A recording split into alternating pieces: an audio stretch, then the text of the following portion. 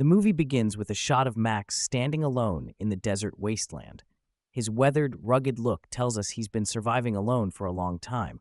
He hears approaching vehicles in the distance, and his instinct is to run.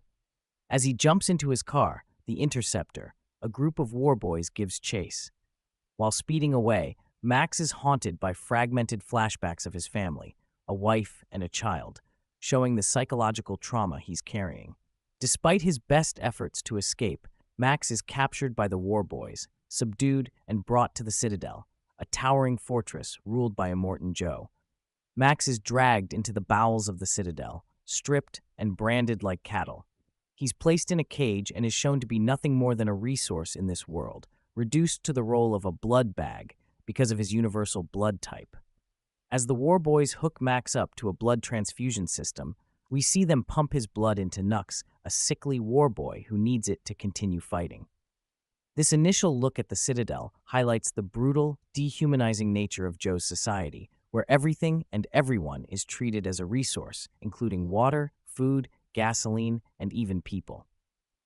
In the Citadel's upper levels, we are introduced to Immortan Joe, a tyrannical ruler who wears a terrifying skull-like oxygen mask and armor. Joe keeps a group of beautiful young women, known as the Five Wives, imprisoned to breed a new generation of healthy offspring. The women have been kept under lock and key, dehumanized as prized breeders, because the radiation poisoning in this world makes many people sterile or causes severe mutations. Imperator Furiosa, one of Immortan Joe's trusted lieutenants, is introduced leading a convoy in a massive war rig to collect guzzling from Gastown and bullets from the bullet farm. Furiosa looks stoic and scarred, with a mechanical prosthetic arm. However, as the convoy moves along the road, Furiosa suddenly veers off course. We soon learn that this is a planned escape. Furiosa has smuggled Joe's 5 wives into the war rig, and they are making a desperate attempt to flee. The tension builds as the convoy's war boys realize something is wrong, and Furiosa's betrayal becomes apparent to Immortan Joe. Furious, Joe unleashes his war boys in a massive pursuit. Nux, recovering from his blood transfusion, demands to join the chase with Max still hooked up to him as a portable blood bag. This creates an immediate sense of urgency, with the convoy chasing Furiosa and the war boys all clamoring for the glory of capturing her. Furiosa leads the war rig into the desert, and the first real action sequence begins. Immortan Joe's massive convoy follows, featuring bizarre, weaponized vehicles and frenzied war boys. The cars are an imaginative mix of post-apocalyptic madness, spiked vehicles, motorcycles, and custom war machines rigged with harpoons, spikes, and explosives. Nux, with Max strapped to the front of his car like a hood ornament, is among the most eager, hoping to make his way to Valhalla, their heaven, by dying a glorious death for Joe. The war boys' religious fanaticism is revealed as they spray chrome paint onto their mouths, preparing for death by shouting, "Witness me." The convoy barrels into a massive sandstorm that rages across the desert, a storm so large and intense that it includes tornadoes made of sand and lightning. This sequence is one of the film's most visually stunning.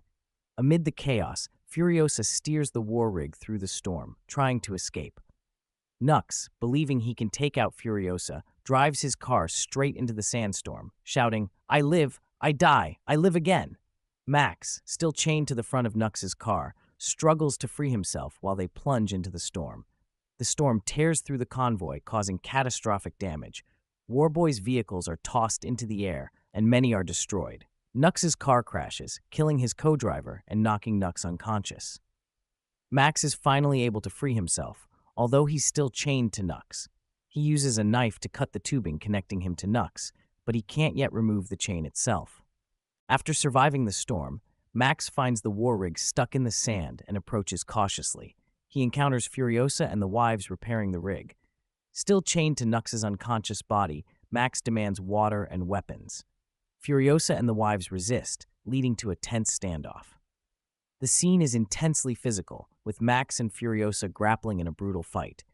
Furiosa shows her combat prowess, using her prosthetic arm as a weapon, but Max is a feral survivor and eventually gains the upper hand.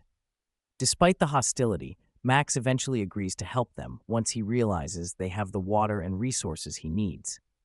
He still remains guarded, however, and his interactions with the wives, particularly splendid Angarad, are initially terse and suspicious. This scene highlights the themes of distrust and the necessity of cooperation in this harsh world. Meanwhile, Nux regains consciousness and, obsessed with completing his mission, sneaks onto the war rig.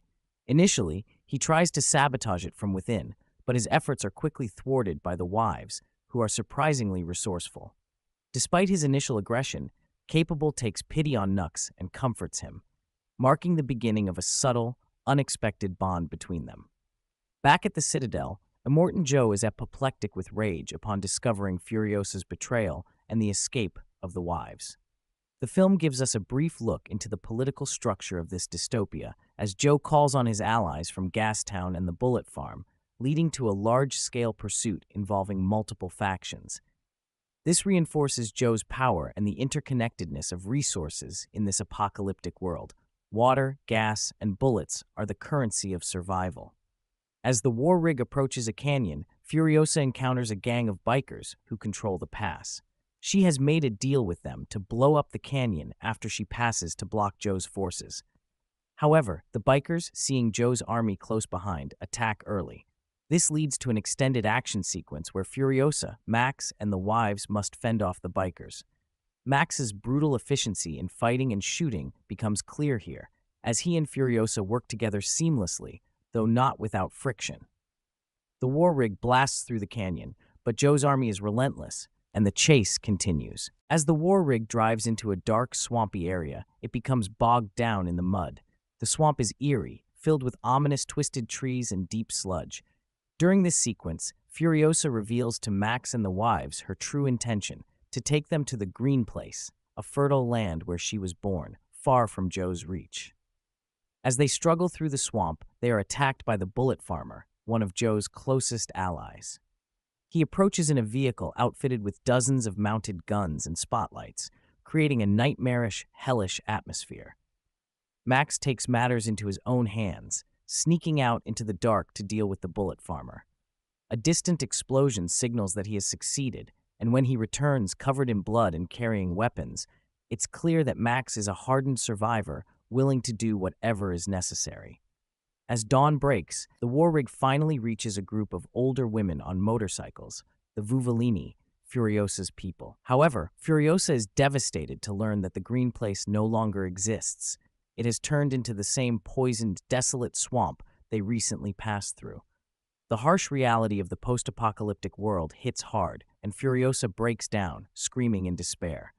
This scene is deeply emotional, showcasing Furiosa's vulnerability and sense of hopelessness.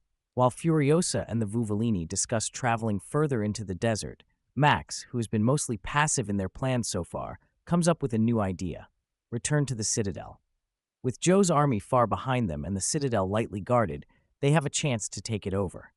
Max's proposal is pragmatic yet daring, and though reluctant at first, the group agrees to the plan.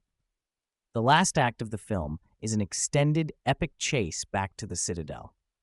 Furiosa and the Vuvolini drive the war rig full speed toward Joe's forces. What follows is a chaotic, intense battle with explosions, harpoons, and war machines clashing on the desolate highway. The action is relentless, with multiple characters risking their lives.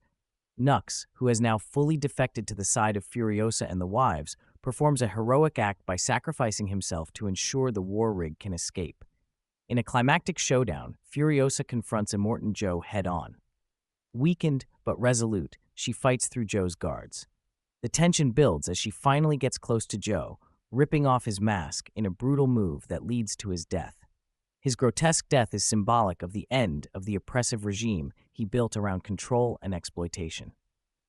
Furiosa is gravely wounded during the final battle. In a poignant moment, Max, who has been emotionally distant throughout the film, chooses to save her. He performs a blood transfusion using his own blood, recalling his earlier role as a blood bag, but this time willingly offering it to save a comrade. The surviving members of the group return to the Citadel with Joe's body, exposing his death to the oppressed citizens.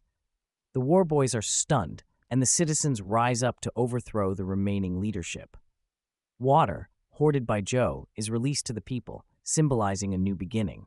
In the final moments, Furiosa is hailed as a hero by the people, ascending the Citadel's platform. Max, ever the loner, quietly slips away into the crowd, disappearing into the wasteland once more, leaving Furiosa to lead the Citadel into a better future.